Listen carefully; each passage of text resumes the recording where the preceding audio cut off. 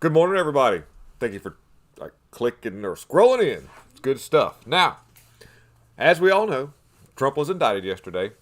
Yes, and it's a sad day for America.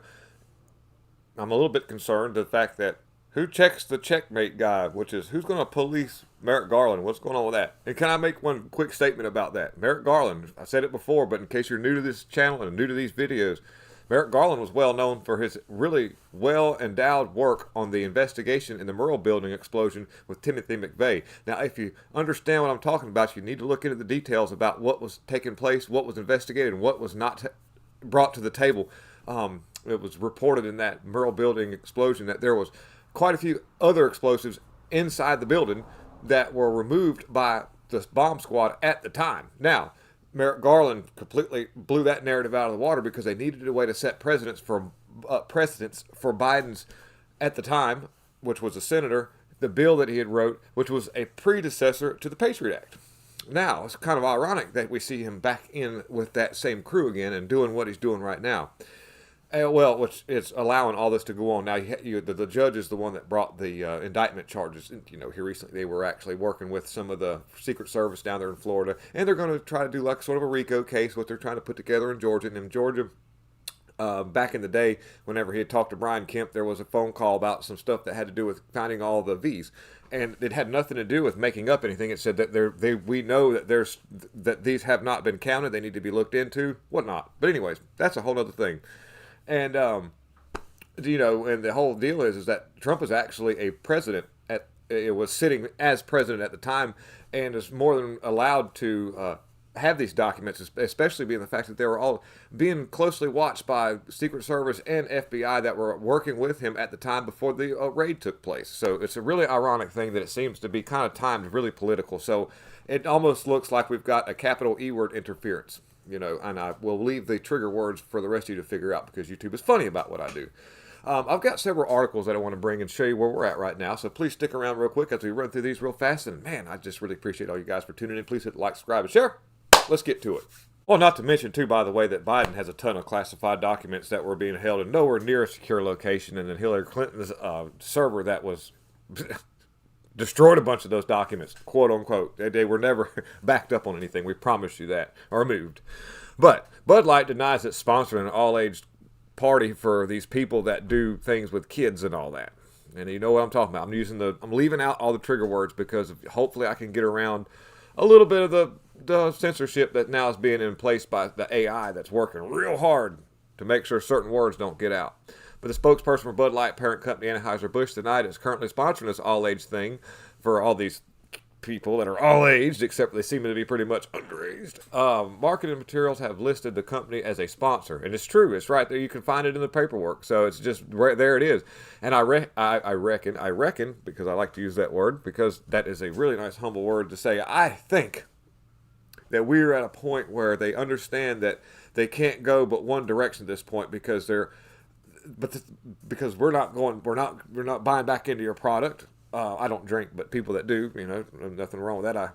But the fact of the matter is they're going to have to try to placate to the base because they're violent. They've already they made a pretty big threat to Target now. Of course, it's us that they got to worry about, right? It's nothing on that side.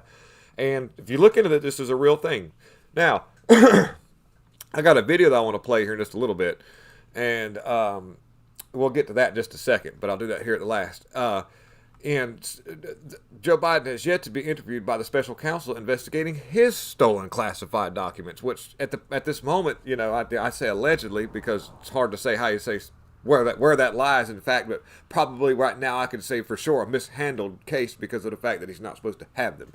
A lot of them were found at Penn State University, which was a huge Chinese Communist Party donor college. They donated a lot of money to Penn State. And if you look at the place that they were donating to, it didn't look like they put a whole lot in infrastructure, something what they were spending all that money on. But it was like almost $50 million in 1 year that was donated to that college. By the way, they're a big donor to Harvard too, the CCP. And Harvard is one of our breeding grounds for all of our law people, judges and lawyers that are, in the higher ups that are going to be really important for later on decisions that have to do with engaging in law. They're tied to that place really, really big. And the Joe Biden is yet to be interviewed. We know this. I'm just bringing these articles out because right now we need to see where we're at. And, I don't have to go too deep in this, but he's just not being there. There's Penn State right there.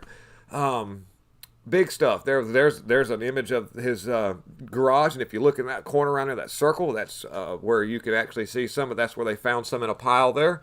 And not to mention at the time, that I think that Hunter was renting that place for $49,999.99 a month. No joke. Well, it was just a I think it's a 1,300 square foot home, something like that. It wasn't a real big place, but nice location, but wasn't a real big place. So oh, well, I can't wait to show satellite imagery. I'm going to show you a thing of satellite imagery in just a second.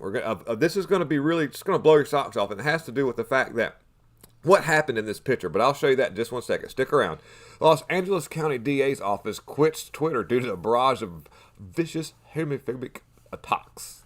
I believe that would be George Gascon, if I'm not mistaken. Los Angeles County District Attorney Office said that it has left Twitter due to the barrage of vicious that H-word attacks. I've already said it. Oh well. Removed by local social media platform after they were reported. The account, which went by the handle LADA office, Los Angeles DA office, LADA, no longer exists on Twitter. Boo-hoo! All right. By the way, I want to bring out a really cool fact that you probably could throw around at the lunchroom table today where you're at work with your coworkers and spending a bunch of money on taxes. At one point in time, there was a company called Kodak, which still exists but rebranded. And Kodak was a Chinese Communist Party operated company, and they were a data company. And this man that worked for Kodak worked in our e-words and was caught sending tons and tons of e-word data and locations and different things, especially with our military and where they were at and what they were doing, to this server in China, and it was being gathered up and used for gosh knows what. And then there was a criminal investigation that took place. He was arraigned or arrested. I'm sorry, brought to LADA or LADCA to some odd reason, Los Angeles County District Attorney George Gaston's office, where all charges were dropped. Immediately they brought him in. They brought him in there was people out there like, oh, they're gonna get him. I was like, no, something's up with that. They did that. They did this for a reason. They brought him in. And the next thing you know, for some odd reason, all charges were dropped. Now, Kathy Englebright and Greg Phillips were in serious trouble because of the fact of the methods that they had to use to try to get this information, because it was not you had to go through a VPN and go in there and kind of do a little bit of stuff, a little white hat hacking to pull this information up. But they're the ones being scrutinized, and you can tell there was a severe data breach, allegedly, probably, maybe. You can use your own judgment on that. So, I've got one more thing to bring out real quick. Hold on 1 second. This is what I was talking about earlier. Here's some satellite imagery. Now, let me get this thing. I need to enlarge this satellite imagery. Look up here in the upper right-hand corner. Watch this. Okay, upper right-hand corner. Now, if you can see my mouse right here, this is where we're at. And these fires in Canada, strange. Very, very, very, very, very strange. Check this out. Throughout the day today, a giant outbreak of fires has taken place across a whole Canadian province all at once. Okay, we're talking about this upper right-hand corner up above in New York. Okay, let's see. Look up to the northeast, up here in Quebec. All of Quebec just caught on fire all at once on a clear day. I would say this would be some kind of terrorism of some kind or an attack. Here it is. Here we are. I'm going to let the images load. You can see this morning. It's clear.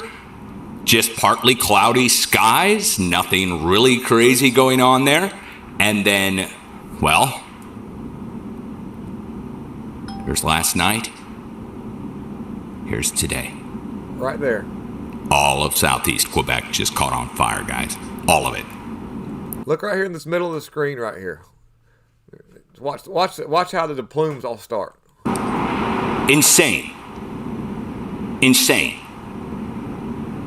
Look at that. The whole thing. Okay, one other thing that's really ironic about the thing is you can see the cloud cover just dissipates, just goes away immediately, to where you see it just gone, like something pushed those clouds away. I don't know what happened there, but then all of a sudden you get that. So,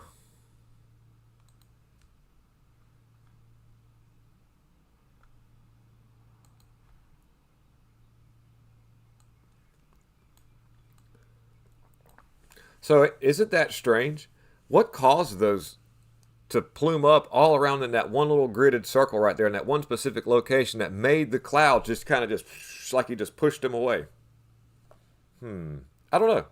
In the comment sections, tell me what you think could be causing something like that. For everything just to come up all at once?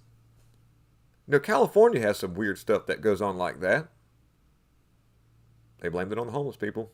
Let's see what happens. Oh, thank you for tuning in. Lots of love. Please like, subscribe, and share. Have a wonderful, wonderful weekend ahead. And I am out.